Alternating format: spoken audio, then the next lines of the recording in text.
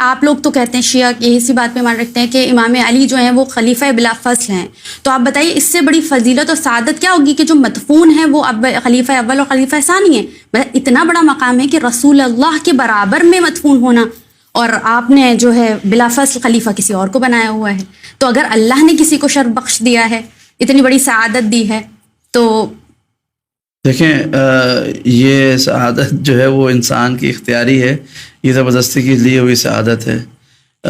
یہ تو شرف تب ہوتا جب اللہ کے رسول وصیت کرتے کہ فلاں فلاں کو میرے ساتھ دفن کرنا، تب تو ہم اس بات پر آپ کی اعتراض کرنے والوں کی بات کو مان لیتے کہ رسول نے فرمایا تھا، اور رسول تو وہ ہے جو خدا کی وحی کے بغیر کلام نہیں کرتے، لہذا یہ شرف بالکل ٹھیک ہے۔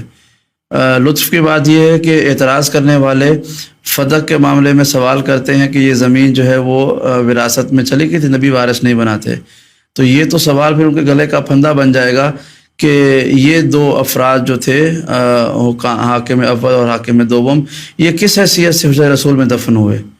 یہ قبرستان تو نہیں تھا، نبی کا گھر تھا، نبی کریم اپنے گھر میں دفن ہوئے۔ تو جواب یہ ملتا ہے ان دونوں کی جو دختر تھیں، بیٹیاں تھیں، وہ رسالت میں آپ کی ازواج تھیں، لہٰذا ازواج نے اپنے اپنے حق کی یا وراثت کی زمین میں اپنے والدین کو دفن کر دیا۔ یعنی کمال کی بات ہے، سیدہ کی باری میں نبی کی وراثت نہیں ہوتی ہے، بیوی کی باری وراثت بن جاتی ہے۔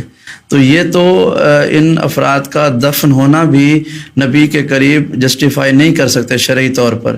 ہماری شریعت تو یہ کہتی ہے کہ اگر آپ جس کی زمین پہ کھڑے ہوں، اگر وہ راضی نہ ہو تو آپ وہاں پر نماز نہیں پڑھ سکتے، ان کے پانی سے آپ وضو نہیں کر سکتے، اس پہ آپ چل نہیں سکتے اگر وہ زمین کا مالک راضی نہ ہو۔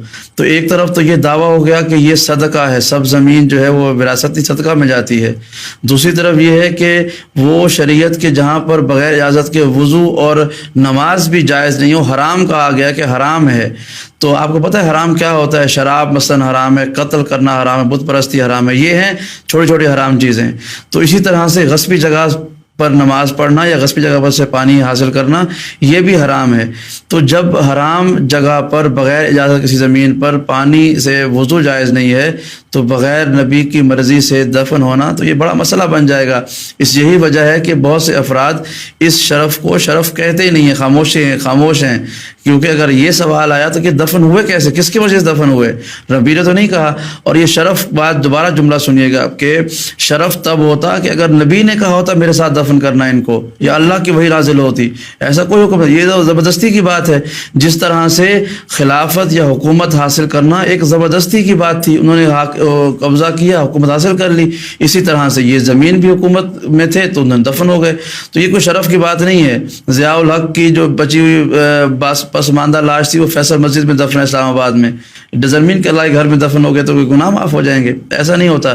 کربلا کی زمین کے بارے میں آخری مثال دوں، کربلا کی مٹی کو خاک شفا کہا گیا ہے، یہاں تک کہا گیا ہے کہ ترعۃ من ترع الجنہ، جنت کے باغوں میں سے ایک باغ کربلا کی سرزمین، بین الحرمین کا علاقہ وہ ہے کہ جو جہاں پہ دفن ہوا بغیر حساب کے جنت میں جائے گا۔ اس حد تک کی روایات ملتی ہیں۔ قبر امام حسین کے آس پاس جو دفن ہوا وہ بغیر حساب کے جنت میں جائے گا۔ تو کیا وہاں پہ یزید دفن نہیں ہوئے تھے؟ امام حسین نے کتنے لوگوں کو وصل جہنم کیا تھا، تو وہ سب کہاں گئے؟ اسی مٹی میں دفن ہوئے۔ تو دفن ہو جانا، کسی مٹی میں دفن ہو جانا ہرگز کوئی شرف کی بات نہیں ہے۔ ممکن ہے کہ حضرت عباس کے حرم کے سین میں کوئی یزید دفن ہوا ہو، اس مٹی میں دفن ہو کے گڑ گیا ہو، اسی خون میں جس زمین میں امام علی مقام کا خون ہے اسی میں یزید کی آرمی کا بھی سپاہیوں کا خون ہے۔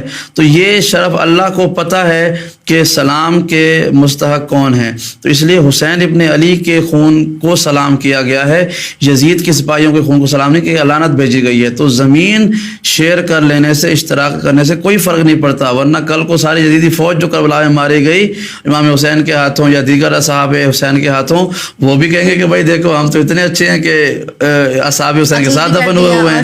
تو یہ زمین کچھ نہیں، زمین کے ساتھ دفن ہو جانا، زمین شیئر کر لینا، یہ کوئی پرابلم نہیں ہے۔ ہارون رشید قاتل امام موسیٰ کاظم، آپ کو پتہ ہے کہاں دفن ہے؟ حرم امام موسیٰ کاظم میں۔ قتل کیا, شہید کیا, بے دردی سے شہید کیا امام کو, لیکن دفن بھی امام موسیٰ کاظم کے ساتھ ہوا. اور پھر وصیت کیا کہ میں نے خواب میں دیکھا ہے کہ امام موسیٰ کاظم جنت کے دروازے پہ کھڑے ہوئے ہیں اور میں جہنم کی طرف جا رہا ہوں, تو مجھے آواز دے کے بلایا, میں نے آواز دی تو انہوں نے کہا کہ یہ میرے چچا کا بیٹا ہے, میرے پاس آنا. تو یہ سب بکواس اس نے کی.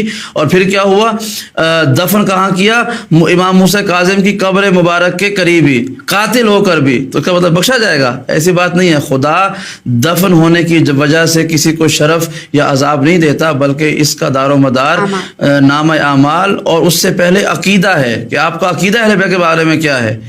تو جس کا عقیدہ اہل بیت کے معاملے میں اسٹریٹ ہوگا وہ دفن کہیں پر بھی ہو جائے.